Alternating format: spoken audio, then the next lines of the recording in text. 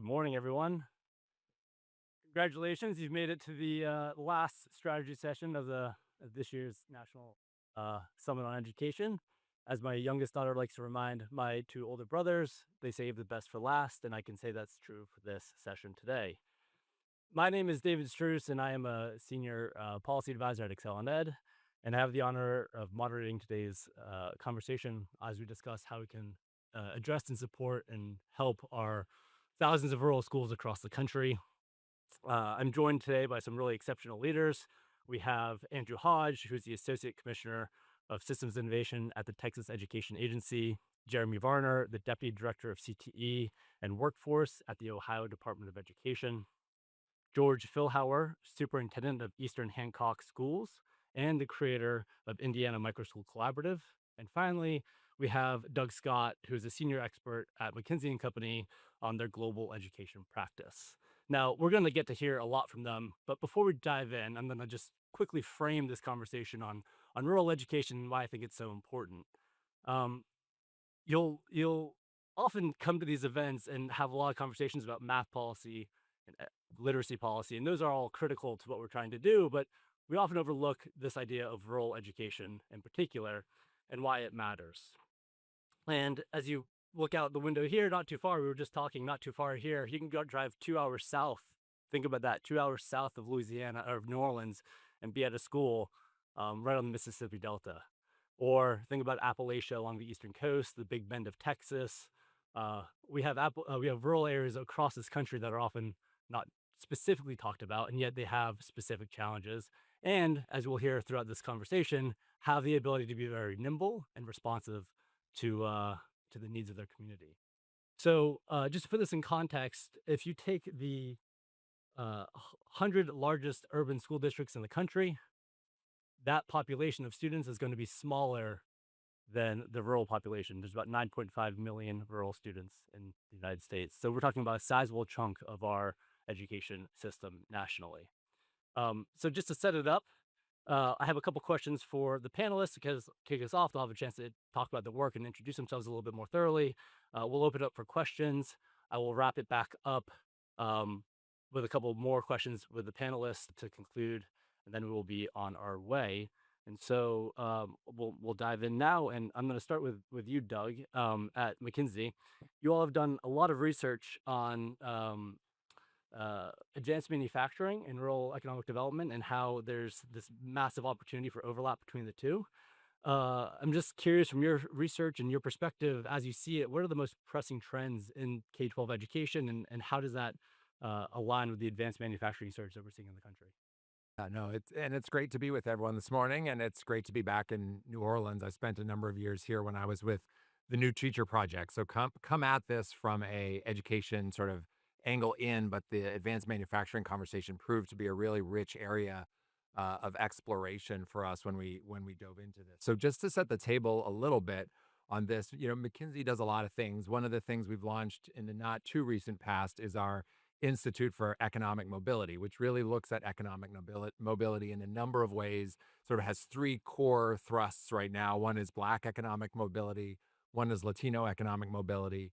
And then recently, earlier this year, we launched an effort on rural economic mobility, really diving in and trying to understand the rural landscape.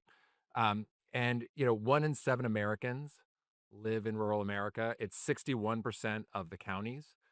And if you dug deeper and encourage you to go online and check this out, but one of the things that's really important that you are alluding to is that rural America is not monolithic at all. And one thing we did was dug into the different profiles and identified, agricultural powerhouses, manufacturing workshops, resource-rich areas, especially remote areas. And when you look at each of these, they have their own characteristics and nuances that are important to understand, especially when we're talking about a conversation about how K-12 and how employers can work together more effectively. I think another thing that was really interesting to us is that in those manufacturing hubs, that type of rural area, actually economic mobility is higher there than any other part of the country, including in urban areas. So that was an exciting thing to see. So that sort of sets the table, is this question of economic mobility and rural America. And that got us sort of into, again, starting with the K-12 angle, but diving in on that, learning more about what was happening. And it was really striking to us what is happening in manufacturing, especially advanced manufacturing, that sets up an important moment and conversation that I'm excited to have with everyone today. So a few things that I would underscore that really jumped out to us. One is that the amount of activity in building and announcements for rural manufacturing facilities has tripled since 2020, right? And a lot of things are going into that. COVID wanting a more resilient supply chain, any number of things causing people to say we should do more in the US than overseas. And that has really dramatically increased the plans for building. And when we looked at that, it's about $1 trillion of announcements. Two-thirds of that is within 15 miles of a rural community, right? And that's compared to only 30% of manufacturing job opportunities are within that radius of a rural community today. So it sets up a big opportunity. But we think by 2030, there's going to be a 2.1 million work uh, worker shortfall. So we're going to have manufacturing wanting to come back. We're going to have opportunities for students in those communities, many of whom want to stay. We surveyed students. A lot of them would love to stay in their communities, but don't think they can, but we're at risk of missing this opportunity. And this is, I come at this from a like, how do we help students create those opportunities most importantly? We also looked at it from the employer perspective too. And we think it's $34 billion in improvements and $20 billion in productivity gains if we don't run into this shortage and we do a much better job of creating students and other talent to meet this need. So all that to say, a pretty long wind up, but that's why I think K-12 is such an exciting conversation and looking forward to what's going on more specifically across the country. Because at this moment, we need students who are well prepared for those opportunities. Part of that is the basic skills. We heard that over and over from manufacturers and others that we need those core skills, problem solving, reading, writing, math, and those jobs of today are way different than the jobs in the past in manufacturing. And then secondly, how do we really have a collaborative conversation between employers and schools that build a bridge as opposed to it feeling like a drive-by situation where, we heard employers say, we're just ships passing in the night. The employers feel like if only students were better prepared, and employer and the schools say if only the employers were really invested. So there's a lot of opportunity here, but it's an important moment to seize it and talk about what might be possible.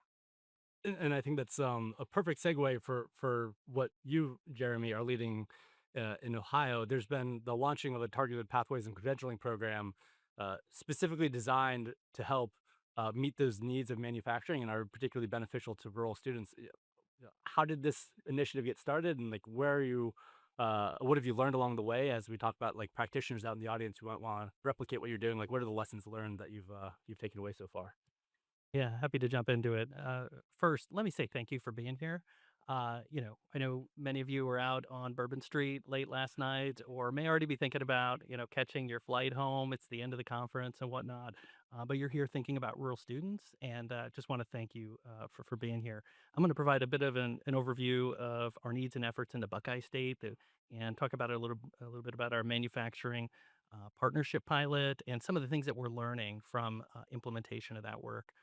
So in Ohio, we are very focused on supporting students in their pursuit of the American dream by expanding robust career pathways that are aligned with our state's economic development efforts.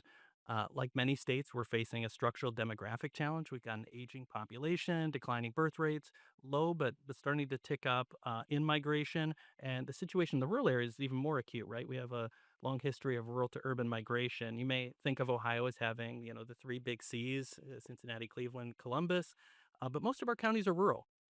And Ohio has been very successful in winning economic development projects, creating new jobs. That's exciting, but that means we have tens of thousands of more technician openings that we need to fill, particularly in manufacturing, that far exceeding our credential production, and presents a challenge that we may not be able to maximize opportunities for economic growth, as Doug was just describing. Now, in Ohio, we've got a national leading career tech system that gets great results for our students. Our challenge really is that we've got relatively low rates of participation. Only 1 in 3 students in grades 7 through 12 in Ohio are participating in career tech, which is just simply not fit for purpose. At the same time, if you look at our population of students transitioning from 8th grade to 9th grade and follow that cohort 6 years out from graduation, 68% of them don't have a degree, a college degree. So huge mismatch in terms of what we need to have there, and we need to do better so our students can find their version of the American dream, and our rural communities can grow and be prosperous. It's really a moral and economic imperative for us. So we're laser focused on career connected learning and building those robust career pathways. And the DeWine administration, we created the Department of Education and Workforce, so we got that added to the title. I think we're probably the first state to do that. The state invested $300 million in expanding CT facilities and equipment. We've got more dual enrollment opportunities than ever. We're removing barriers to access to particularly the manufacturing pathways there. We're expanding industry credentialing, and most recently, we built out a career pathway support network to support regional CTE implementation of our workforce readiness priorities, with this idea that each region of the state has a different set of education providers and different ecosystems of support. Quite frankly, what will work in Appalachia is different than what will work in Cleveland. And so, policy matters, but implementation often matters more. Collectively, this work is really working. CT enrollment's up 10% in the last 4 years, and it's about to go up significantly more because we've got our CT expansion grants now resulting in more programs opening. We've got a new middle school CTE mandate. We've got more work-based learning than ever, more dual enrollment than ever.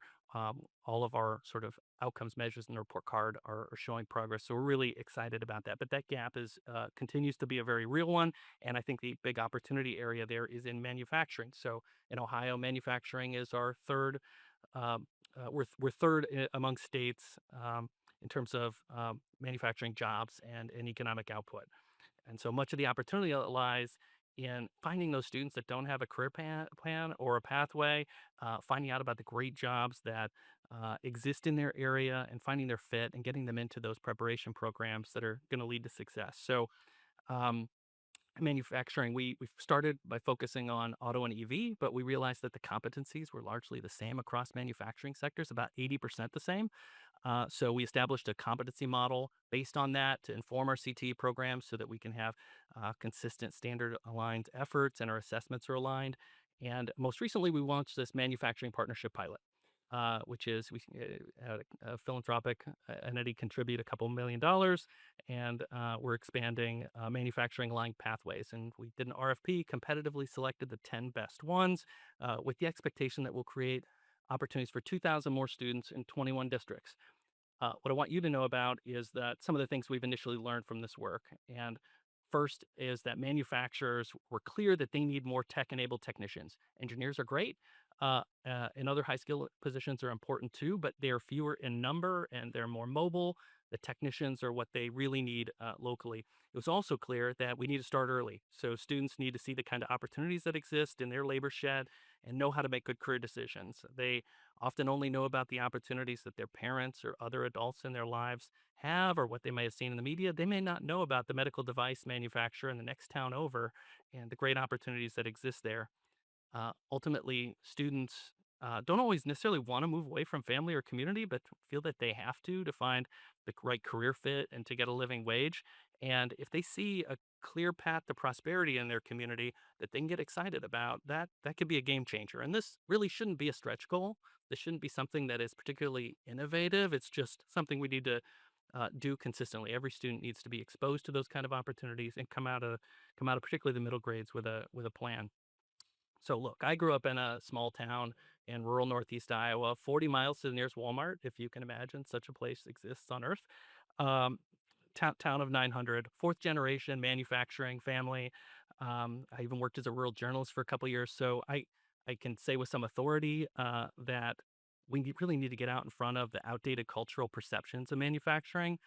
Based on the lived experiences of people in communities, right? So students are often reacting to their parents or their, maybe their grandparents, and there's a perception that factories are dirty, it's hard work, that these jobs are insecure, that you'll make it partway through your career and be laid off.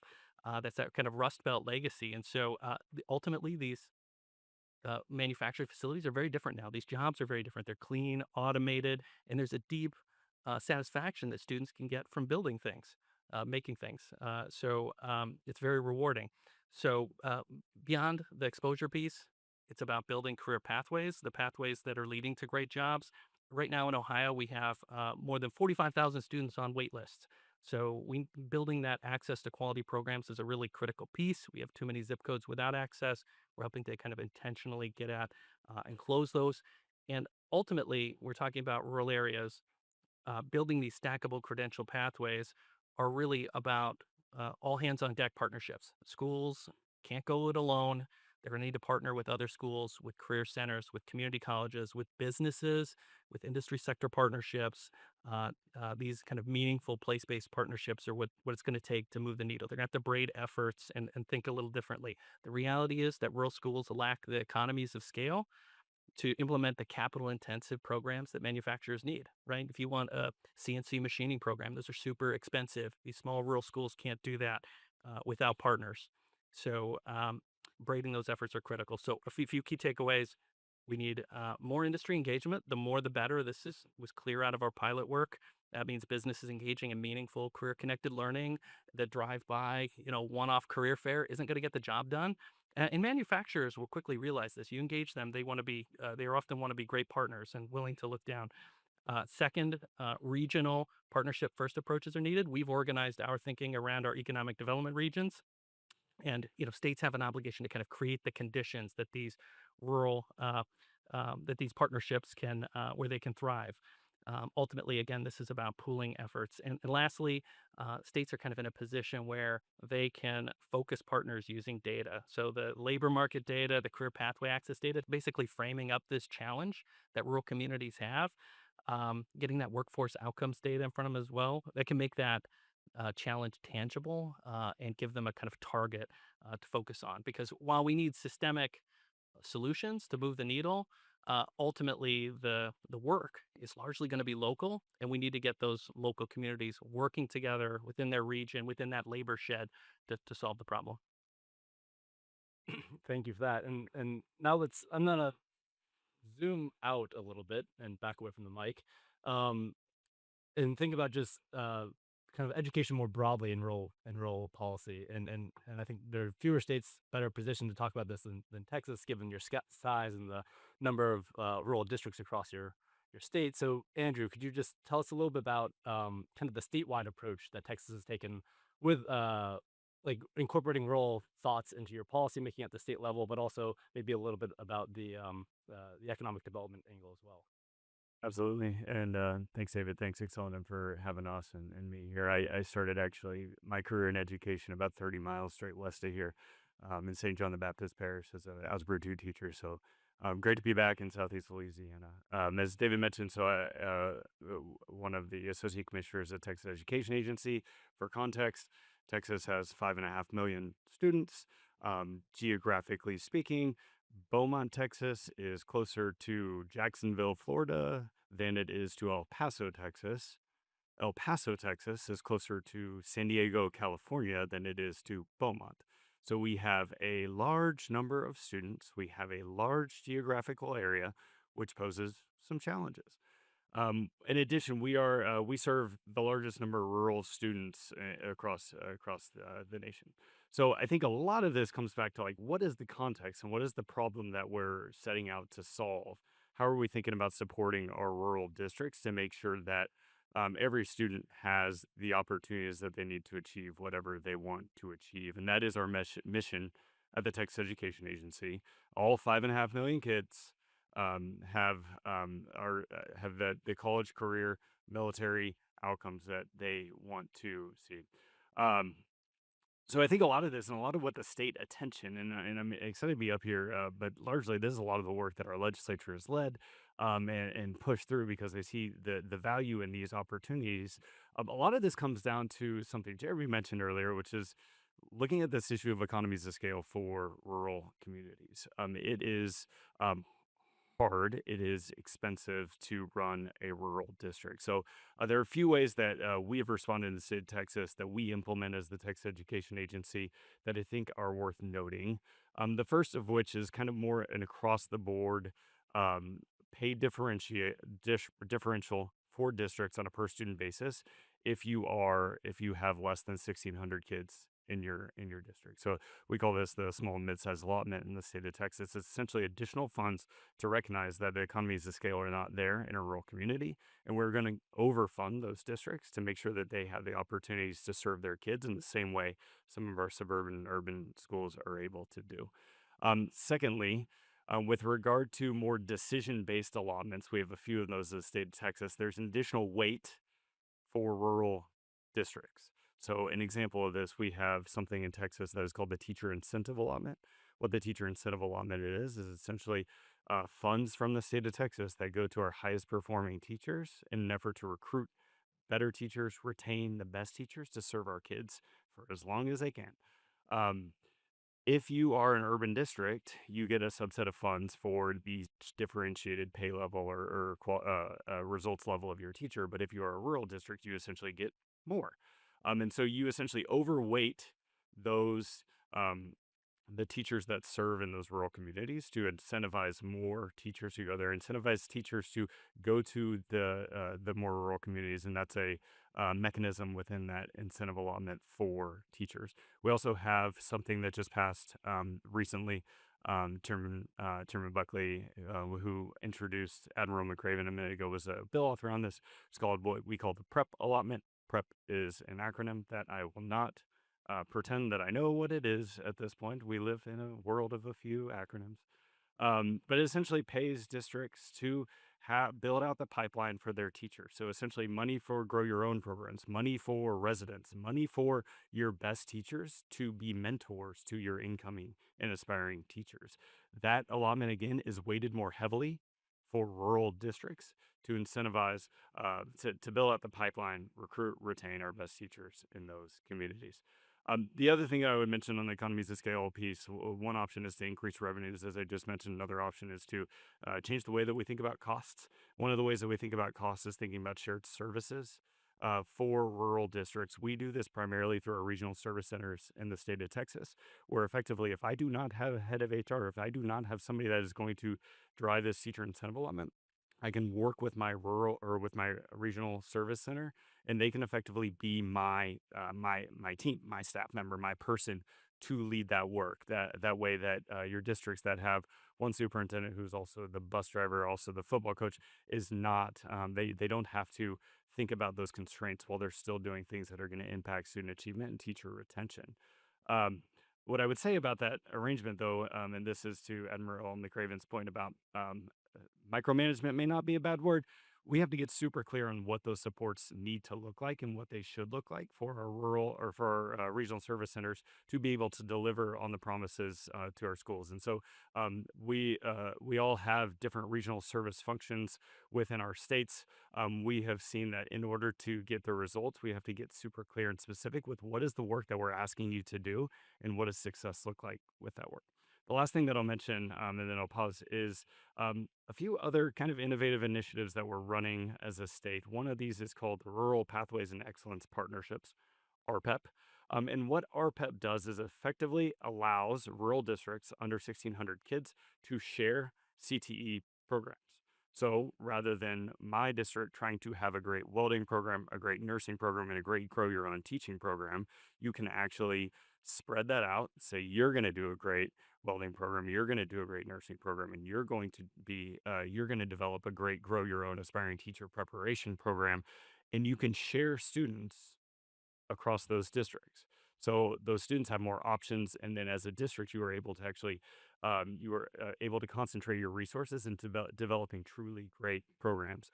This was actually started in South Texas as a kind of a innovative pilot. The legislature was able to hear the story, see the results. We're talking like incredible gains in college career readiness measures, but also graduation measures. So there's an academic piece of this as well.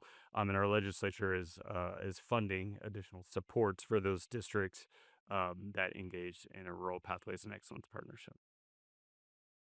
So, George, I'm going to put you on the spot now because we've heard from the state level and kind of a macro level on the economic development, but you are a superintendent on the ground in a rural district.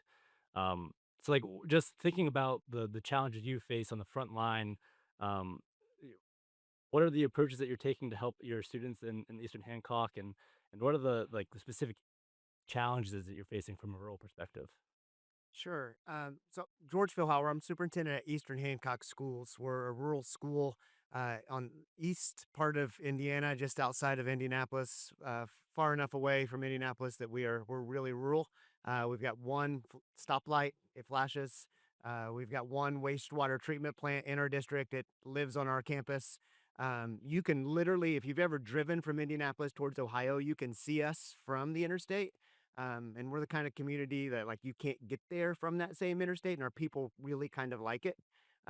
There's a story of Lee Corso when he was coaching football at Indiana University that came to recruit one of our football players, and it was before MapQuest and all of those kind of things. So he drove past the school 3 times and could not figure out how to get off and get to it. So he finally just parked on the interstate, hopped over the fence, and went and watched the football game. Um, so Eastern Hancock's a fantastic place, but we've been talking about the challenges of rural um, education, and we certainly experience those. The two biggest ones that I think a lot about are one are opportunities, and I, there are two things that cause opportunity challenges in rural schools. One is proximity, especially as fewer kids are getting their driver's license. That we've got some proximity issues because our stuff isn't just across the road. We don't have public transportation. But the other is has to do with logistics, especially at the high school level. That darn bell schedule gets in the way, and we only offer so many sections of certain classes. Um, what's fun is that we're starting to think about that challenge as an opportunity to think differently about what the high school schedule should look like, and just frankly whether or not it should even exist, to try to figure out how do we give kids all kinds of opportunities around that. Um, we heard this morning that things don't get better if you leave them alone, and I think that's 100% the approach we take at Eastern Hancock. Um, we frame that through four what we call our four promises. But prior to that, the other challenge that I see in education, it's not a rural issue, it's a everywhere issue, and it's not really a problem in kindergarten, but the time kids are in fourth or fifth grade, it's becoming more of a problem. By high school, it's a really big problem, and it has to do with engagement and student motivation. And when I was in school, if I asked my teacher, why do I need to know this? I got in trouble when I went home, right? That was disrespectful. And kids today have access to all the world's information wherever they go. They've got Netflix in their pocket most of the time. They don't even have to tolerate an irrelevant television show, so they're not going to tolerate irrelevant educational experience, which makes the challenge of connecting with the the real world, it's even more urgent. So we frame that at Eastern Hancock through our strategic plan, through what we call our four promises.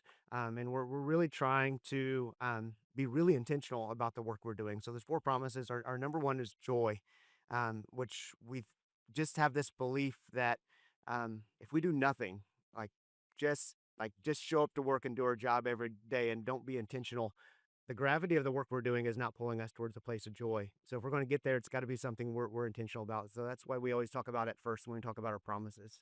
And for us, sometimes that looks like whimsical, silly stuff that you wonder why we spend money on. But our best hope is that we can convince kids to take a step closer to the work we're doing. And if we can do that, they can find the real joy that comes from those three other promises. So promise number two for us is what we call connection. And that's just the idea that each one of our kids should feel known by name, strength, interest, future hopes and dreams and needs. And we say that that word feel is the most important one because I can know a lot about you, but if I don't make you feel known, then it's all for nothing. An advantage of a small rural school is that we have that connection just naturally built in because of our size. Our nature allows for that. Promise number three for us is we call growth. It's just the idea that each kid should learn something new every single day that they remember. And that sounds really easy unless you've ever taught ever. Um, and then we know that 60% of the stuff kids are learning at school is stuff that they've already learned. They already know. So they're showing up to school not to learn new things, but to show the things they've already learned. And we all remember taking a test at 3 o'clock, and by 3:30, you've forgotten everything on it. So we're trying to fix that. We're having lots of conversations about competency-based learning and giving kids credit for things that learning that happens outside of the borders of school, and all kinds of fun conversations like that. Promise number four, I think, is what brings us here today, and we call that success. And for us, academic proficiency is extremely important. But if that's all we achieve, we've come up short of our mission. So we define success as just a reminder that we want our kids to be ready for that Monday after graduation. We want them to be excited about it. We want them to be confident about it. And we have several strategies that we implement with that. And one is awareness. Um, we think a kid can't aspire towards a career unless they know it exists. So we really work hard to expose kids to as many different careers through their K-8 experience as much as we can. We think that career awareness is also a lever for student engagement and student motivation. Um, a lot of educators are like me. I've been in school every day since I was 5. I have not lived a day outside of the school calendar since I was 4 years old. Um, so that means I know a lot about one career field, and that's it, like education, and I know nothing about anything else. So the unfortunate thing is a lot of our teachers are in the same situation. So when the kid's sitting in algebra 2 and asks, "Why do I need to know this?" the teacher literally doesn't know because she only learned about it at school.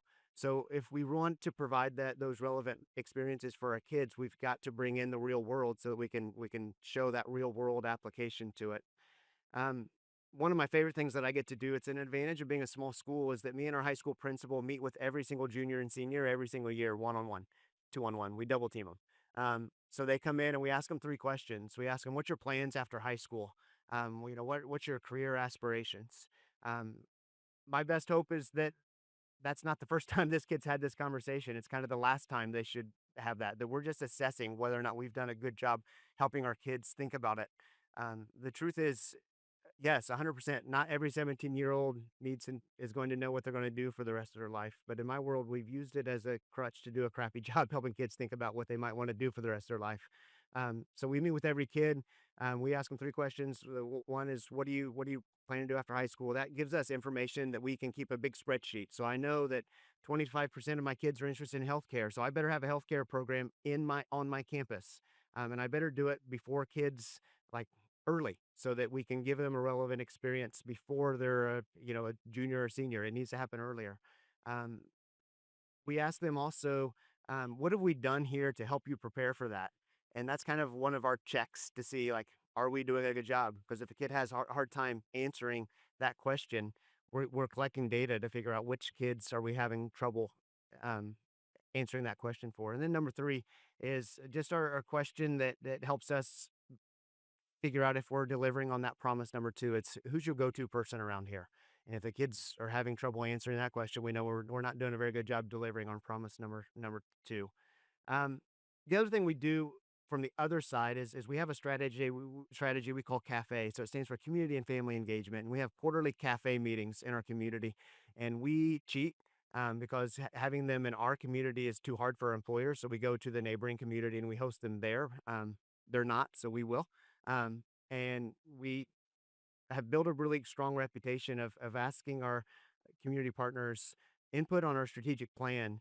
And the most important meeting is not that first meeting that they come to, it's the second one, where then we can say, okay, here's what we did with the feedback you gave us at the last meeting, and now we need your feedback again. And we've grown our reputation, and now we will have 80 to 100 people that show up at those meetings. And what comes from that meeting is another spreadsheet.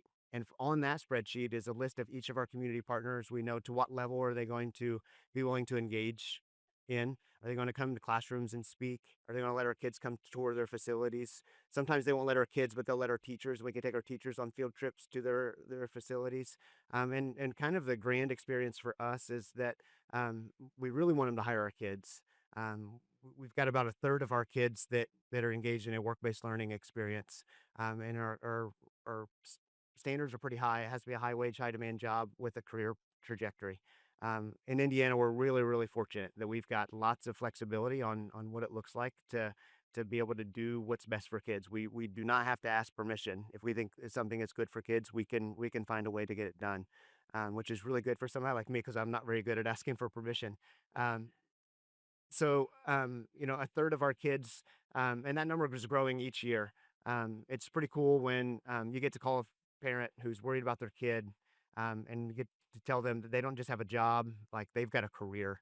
And then what's really cool is the next fall when football season comes around and that kid's driving his big new truck to the football game, and all the other kids get to learn about what he's doing.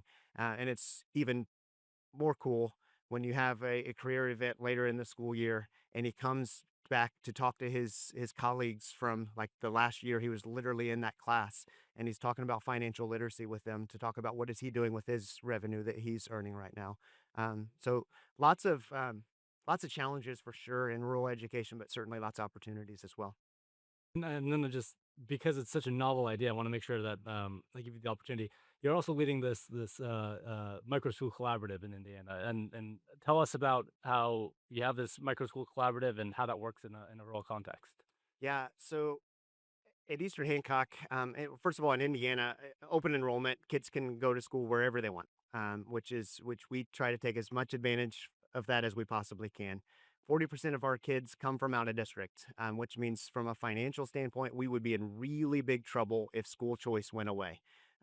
So as my board, me, my administrative team, we are big fans of school choice for obvious reasons. But when you get that many kids from out of district, you pay really close attention to where are they going when they leave. And we know there's a national movement towards homeschool, and we noticed that. We just noticed that there were more and more of our kids that were opting out of our system and choosing either a virtual school where they're stayed at home or homeschool. And so our response was that we just got really curious. We found a couple of families that had made that decision, and we just convinced them to come in and meet with us. Not because we wanted to convince them to come back to school, but because we wanted to learn about what they were looking for. And we learned that they weren't necessarily looking to homeschool. They just didn't want to go to our school. And in rural Indiana, there were no other choices. So homeschool was their best option of the options available. So we began to wonder, what would it look like if we provided options that were maybe between homeschool and the traditional default school that the yellow bus takes you to. So what we launched was the Indiana Micro School Collaborative. It's a statewide charter school. So one school statewide, and we've been given permission to launch multiple learning sites. So each learning site is a micro school. We've got a pretty aggressive growth trajectory. It operates in collaboration with, but separate from my school at Eastern Hancock. So I've officially worked for two boards now. We've got my elected board that I'm, for my superintendent job. But we have a 501c3 board that our micro school collaborative runs through. Two of my elected board members are on that board. And then that allows for a shared services agreement for things like my job description now includes running Indiana Micro School Collaborative as part of my essential job duties. And also things like payroll and those kind of things, they come from my office because we have this thought that there are innovative, wonderful educators throughout our state and beyond that would love to start a school, but they probably don't want to start a business. And we can help them with all the back office pieces of that. Our vision is that each kid should get to go to a school that feels like it was designed just for them because it was, which also scratches that innovative itch that I have of just the idea from a change management standpoint that changing school from the inside out is a slow process, and I'm not a very patient person. And it's really cool to be able to launch a brand new learning site, especially one that's pretty small, because you can innovate really fast and you can design it exactly like you want to for those specific kids that you're serving. Um, and because I tend to do things really fast, we got permission to launch in May. We have our first site up and running in August. We had very little like PR. One article that came because we had the hearing to get approved, and one community meeting. We opened a 4-day enrollment period because I did not. The school is pretty close to our district, and I did not want to have to do a lottery system because I was nervous that some of those homeschool families that had been meeting with me, if they applied and didn't get in, I was nervous. I did not want that to happen. So we had a 4-day only enrollment period. We had 38 kids registered within 24 hours.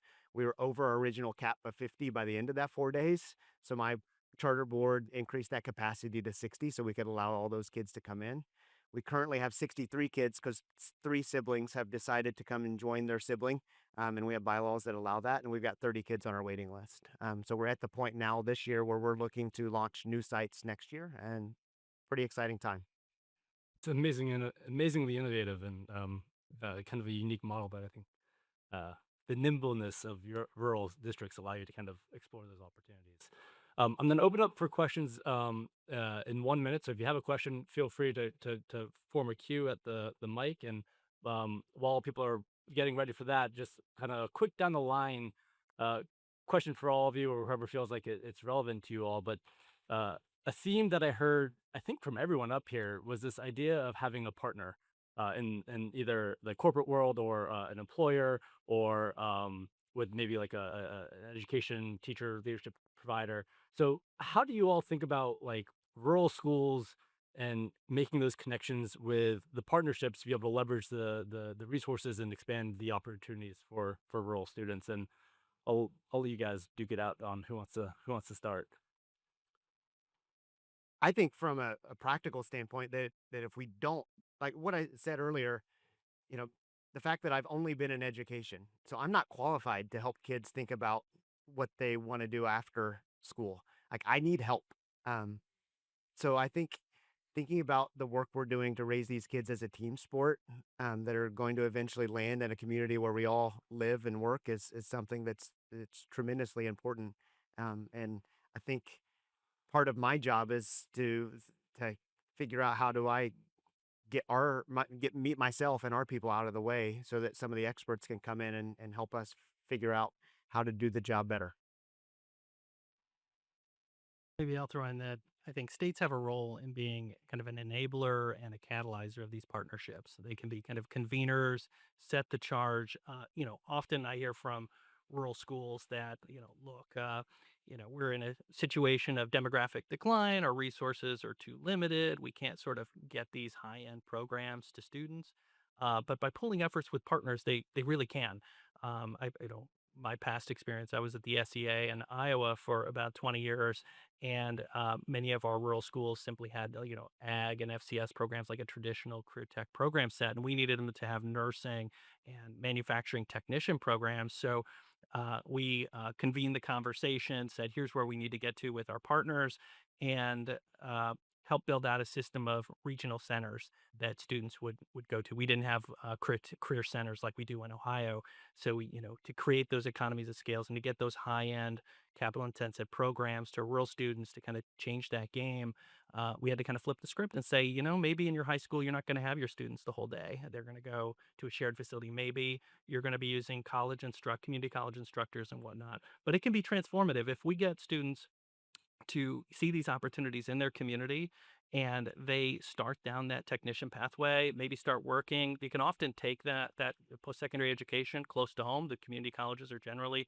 more geographically accessible. Students often buy the truck and they stay. And that's really critical that they don't ever make that first trip out of their community to a bigger, more urban center, because those rural businesses desperately need that labor. They're great opportunities. You just have to show students the pathway and create that training opportunity that can exist if we can get our partners to think differently about how they align their resources together. Those are all hard conversations, a lot of parochialism, right? Nobody wants to let go of their own resources for the better of students, but that's where we need to get to. Doug? Yeah, just one or two things to add. I think one thing that really struck me in the conversation that we were having is how much it requires a deliberate, intentional effort. And your story was not, we had a meeting, everyone showed up, it was great. It was, we had a meeting, we tracked it, we had another meeting, and now 80 to 100 people show up. And I think I've seen institutions, this was more of a community college client I worked with, where they said, oh, we have Career Connected, we have this meeting. And you'd go to the meeting and everyone was like 3 levels below the most senior person that really should be there. They'd have coffee and they'd say, we did our job of coming to the Career Connected meeting. And then when they doubled down and said, no, we're serious about this, and they brought the energy and vision and persistence, then I think people don't want to be half in. So if they see the partner on the other side being all in, they get all in too. But that takes more work than it should. But that I think is what sounds like a huge unlock. I echo what everybody has said so far. I think a few things. One is, Jeremy, I agree. I think states have to be enablers for this, right? You set up the system for scale of these opportunities for districts, and that's what I see as our main role. But I think there's also a piece of like, you got to listen. You got to listen. You got to understand what's happening. You got to recognize that if there's like a micro school collaborative happening, like you should focus on that. How is that impacting student achievement? How is that impacting career readiness? And if you see that that is an instance where you can, as a state, set up an enabling framework, enabling systems to scale that, and I think it is an obligation to do so if it's aligned with your state goals. And so, I agree with the enabling systems. I think that we look at ourselves as the way to build that, set that up for scale. But I would leave with one piece, which is um, the Rural Pathways and Excellence Partnership actually started as something called the Rural School Innovation Zone. And the Rural School Innovation Zone was something in South Texas that was actually started by two district administrators of different districts riding in a truck together in South Texas saying, hey, this would be something that would be really great for our kids. They did that. They took that on. They did this hard work that you're talking about. This is a master scheduling nightmare. This is a school finance conundrum. There's a ton of challenges with this, but if you're serious about it for kids, you're going to make it work. And so there are places in our community where there's innovators that are leading. There's innovators that are doing right by kids, similar to the micro school collaborative. And I think it's upon states to see if that aligns with your goals and your vision as a state. And if this is something that does, you got to turn that on. You got to figure out the way that you can make that more happen at a broader scale in service of kids. Um, Welcome. Glad you're here to take questions. Your name, where you're from, and then a brief question that ends in a question mark. Great. Thanks. I'm Representative Liza Hamrick from Colorado, and I just wanted to sort of mention a couple things Colorado's doing and seeing what you all are doing in your states. The gentleman from Texas, we have the Fremont Multi-District Collaborative, which is 3 different public school districts in Fremont County, Canyon City, Florence, and Cotopaxi. And just like you were saying, in Texas, they are sharing resources. They have a van that goes from place to place to place. So welding is in Canyon City, CNA is in Cotopaxi, robotics is in Florence, and it's really working really well. So it really does connect to local businesses and other things. So I want to see what's going on in your states as far as these counties organizing, or actually it's usually the school districts organizing themselves within a county and sharing resources. How is that going? Also, in Colorado, we have an apprenticeship navigator. I don't know if you guys have that as well. This is something, a person that's employed by the state, Colorado Department of Labor and Employment, and they are the point person in a district, and they're the ones that connect the district and the kids to all the industries in the area. So it's not just the counselor who's underwater anyway. So I'm wondering if you guys have any kind of an apprenticeship navigator that oversees districts. And also we do credential stacking in Colorado, where we have various pathways. And the state basically, working with industry partners in higher ed, they look at what work experience, what the value of work experience is compared to a college degree.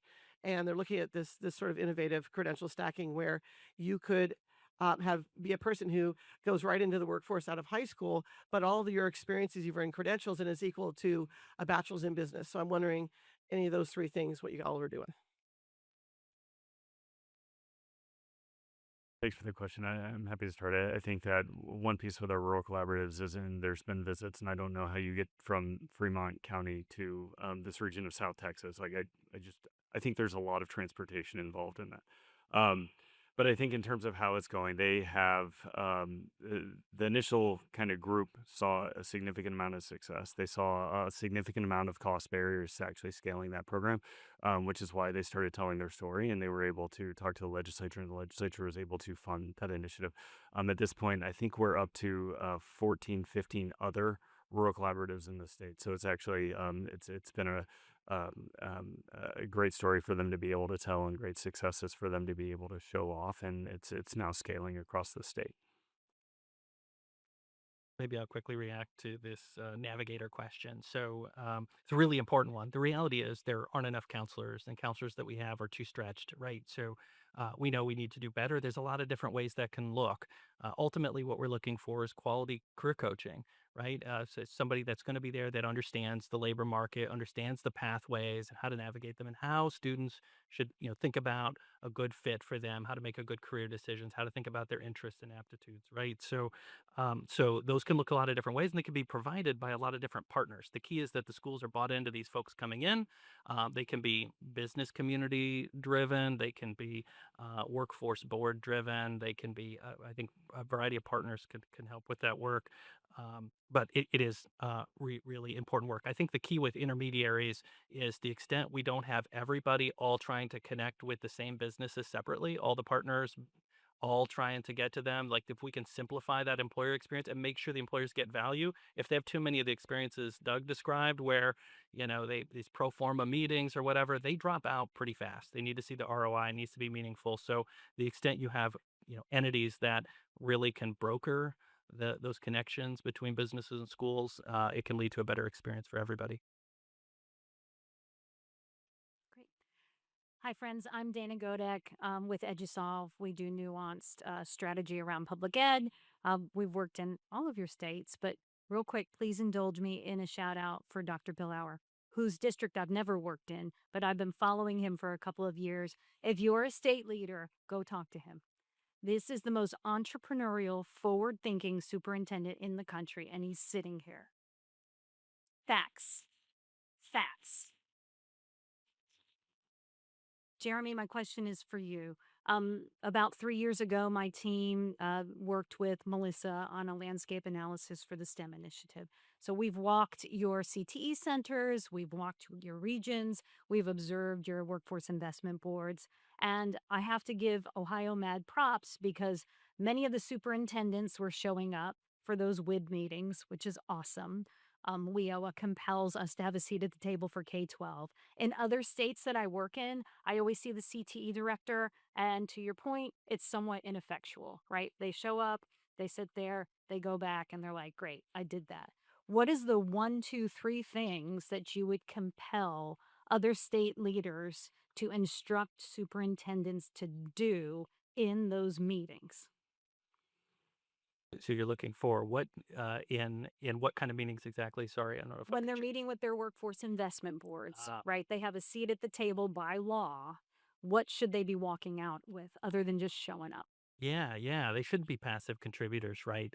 We really need active engagement of our school partners in the workforce system. And I served I serve in the state workforce board, and I serve in it in Ohio. I used to serve in it in Iowa for about 10 years, and that K-12 engagement is really critical, right? So, I mean, ultimately, that system shouldn't just be about serving unemployed adults and trying to get them, retrained. If they're showing up at one-stop centers, getting them, support so they can get back in the workforce. It's also about making sure that our students aren't in a position where they're economically insecure and end up in that position as adults. And so, there's a lot that our workforce partners can bring to the table. In Ohio, I know they do some work with navigators. So I don't know if I have a specific 3 things, but they shouldn't be passive contributors to that conversation. They should be pressing their partners at whatever the labor agency is in your state to make meaningful connections that are working for the K-12 students. They shouldn't be left out. So in the interest of time, because we're running up, I'm gonna ask both of you to ask your questions one after each other, and then they can sort out how to answer it up here. Yeah. Hi, I'm Dr. Addie Angelov. I'm CEO of the Paramount Health Data Project. We're an independent research organization in Indiana. We pull health data out of school-based health centers and school nurses' office, and we correlate that with academic achievement. But recently, we've taken on a lot of schools in southern Indiana, and we have several schools have been drastically impacted by the opioid crisis. We know lots of rural areas have seen this. We have one school system that has more than 83% of their children being raised in kinship or by a foster parent. And we're seeing this a lot, more than 50% of kids in several of the schools. But we aren't seeing a systemic response at the state level, specifically to support the children who are the children of addicts who either lost a parent to overdose or incarceration. We're also not seeing statewide, federal, or opioid settlement dollars being leveraged on behalf of those kids. So I was curious if any of you have seen a state who is working on behalf of these kids, or if you've seen a state who's leveraging their opioid settlement funds for rural areas where we see kids getting hit really hard. Thank you. I'm Daniel Popovich Miller. I'm a New Hampshire state representative, and I've been taught at the beginning of my political career that if you don't ask questions in 30 seconds, that's a speech. So I'm going to live with that. Quick question. You were talking about Texas considering districts with less than 1,600 students to be smaller and getting additional resources. In New Hampshire, we're even more fragmented with our districts. Do you not have concerns about the fact that, in a sense, that's rewarding less efficient structures and discourages consolidation or encourages fragmentation? I'd appreciate any thoughts on that. 32 seconds, sorry. Any thoughts on the opioid settlement dollars and any reaction to that question?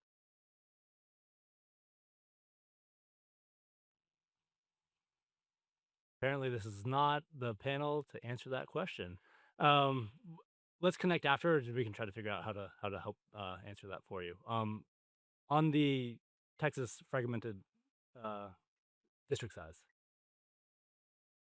So I think the question is like, how do you think about individual district sizes? Like, what is the right way to like ultimately get to economies of scale? So I think it's a fascinating question. Actually, if you look at a district map in Texas, there's some districts that are out by Big Bend that are massive, that are probably bigger than a lot of your states that have. There's actually one district that has 8 kids. I actually think Dr. Buckley, yesterday you mentioned, if you are in here, that that district had 8 kids. I looked today; they have 9 kids. So a new family moved into town, increase your enrollment by over 10%.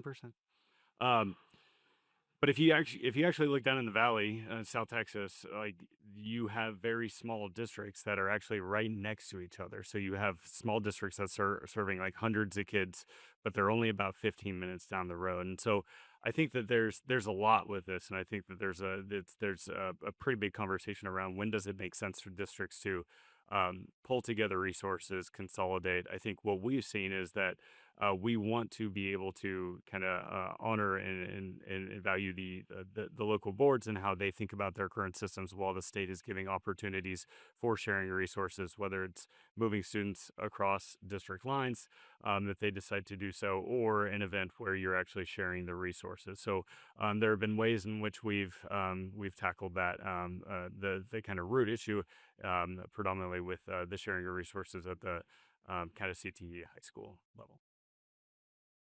So I want to give you all, because we're coming up on time, one last opportunity to kind of, you have this audience of policymakers and doers. What's your final message as they leave the room, leave the conference, as they go home and think about how to improve rural schools? I think I would leave it with 2 things. One is a mindset. Like it's not let's go create one thing that's going to help out our rural schools. It is like, how do we think about the rural schools within the context of everything that we do, specifically from a school finance perspective in our state. It's a mindset that if your state chooses that goal of supporting rural schools, like you got to think about that within pretty much every single conversation that you're having. The second thing I would say, and I alluded to it earlier, is like sometimes when people say the word innovation, people look to universities, and they look to big cities, and they look to tech. And it's actually like a lot of times your really innovative structures are coming from rural communities in a way that is either built out of necessity or the boldness that we know exists in a lot of our rural communities. And so I challenge folks to look to your rural communities to figure out where the innovations are, what is scalable that you can then turn around to expand across your state. Yeah, I think George is a perfect example of that. I'll just chime in because I don't want to go last. I think you guys all have some great things to wrap up with. I think one is just a reminder of how huge this has always been important, but I think it's an especially important time with the opportunity that might be on the horizon when it comes to jobs. And not only do those jobs require more to get them, but they also build more skills. So students who get those jobs open even more doors after those opportunities. So I think that's really exciting. And students want it. We did a survey. 78% of kids want more career connected stuff. Only 50% of kids feel like they're getting it. And they rank that ahead of things like project-based learning and gamified stuff and online and hybrid. They really want career connected learning. And in rural communities, only 30% of them want to move. 64% think they're going to have to move to get the job that they want. So there's sort of this macro point of a need that's unmet, that is being met in some pockets, but not enough. And then I would just add to it, a lot of these things start with the superhero superintendent who's just doing it, right? How does the policy world follow that and say, we can't have the strategy be more superhero superintendents? What we need to do is see what works, then build the platform under it. So then this becomes part of day-to-day work, not the above and beyond work. think I'll add on to that. I think engaging businesses, particularly manufacturers, our Ohio Manufacturing Association is just a really dynamic partner, can be really critical in this sort of pathway development. If we're going to seize those opportunities, we're going to have the business community not in a passive role, but in a really active driving role. And second, I would say starting early. So, our students in grade 7 and 8 are not going to be technicians for maybe 7 years. But manufacturers understand the kind of long game in terms of their labor supply. They're willing to help kind of feed the preparation. And it's really important that we do that because we certainly need to build the programs, the expensive, capital intensive programs. But coming from if you build it, they will come, isn't always the case. So students are interested in the programs, but they don't know what mechatronics is unless we get it in front of them. Which turns out robots are really exciting. Kids love robots and building robots, and there's natural inroads you can make into those great manufacturing careers. Um, um, and I'll say again, we really need to be partnership oriented. It's all in partnerships. If we're going to meet the needs in rural communities, it can't be one off schools and businesses. It really needs to be systemic, enabling the really robust partnerships that are going to, we really need to set the expectation that the opportunities, the pathways need to dramatically change from what's been there for maybe 2 or 3 decades to kind of opportunities that our communities, rural communities, need to grow and thrive. If they're going to keep those businesses there, seize that growth from onshoring, those pathways have to be robust and look different, and they can get there despite the resource constraints. Um, we heard earlier that things don't get better by leaving them alone, and I, I think I'm not one to give anybody advice necessarily, but coming from my seat, I feel very fortunate to be in Indiana. I get to go to meetings at the state house where we literally have conversations about if you could do whatever you want, what would you want to do, and what's getting in your way. And I know that that's not happening everywhere. And so I would, as a superintendent, being able to sit in those kind of meetings and have those kind of conversations is wonderful. And then if you're in a position where you can initiate those kind of meetings, I would encourage you to not leave out your rural and small districts. And the reason for that is, we're small and we're nimble. If you give me a good idea, we might just try it tomorrow. I don't have to have meetings to make decisions. And I think that's the case in a lot of our rural districts, that they can be places that innovation can happen a lot quicker. Yeah, and I think that's a great takeaway that this to Andrew's point as well. The nimbleness, the necessity, the need, and kind of the imagination of these rural communities could really be um, laboratories of innovation. So with that, I would like to thank our panelists for joining us and coming out.